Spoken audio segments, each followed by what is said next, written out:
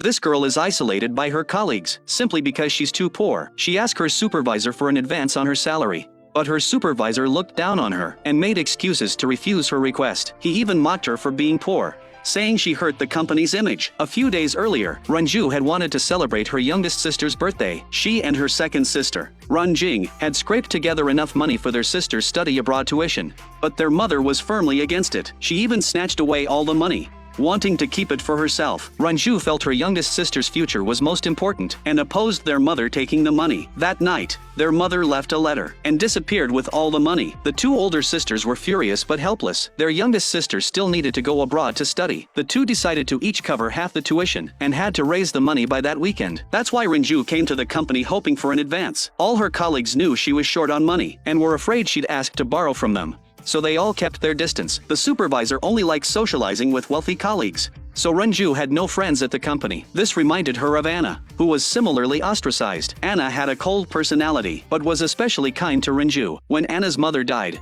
Renju was the only one from the entire company who attended the funeral. Anna had always remembered this kindness, so she immediately agreed to lend Renju money. The two became good friends. Meanwhile, Renjing was also worrying about the tuition. Looking at a loan with 22% interest, she hesitated about whether to apply. Just then, their aunt called. It turned out their mother had entrusted them to their aunt before leaving. Their aunt guessed they'd be struggling financially and asked Renjing to come spend the weekend with her. She would lend Renjing the money. Since their aunt had no children, she hoped Renjing would visit every weekend. She'd consider the money as wages that didn't need to be repaid. That evening, the sisters gave their youngest sister the tuition money, but she refused it. Her sisters had already sacrificed too much for her. She didn't want them to suffer anymore on her behalf. She handed the money back to her sisters and walked away alone. Renju was somewhat at a loss. By the time she snapped out of it and chased after her, she saw her youngest sister getting into a stranger's car.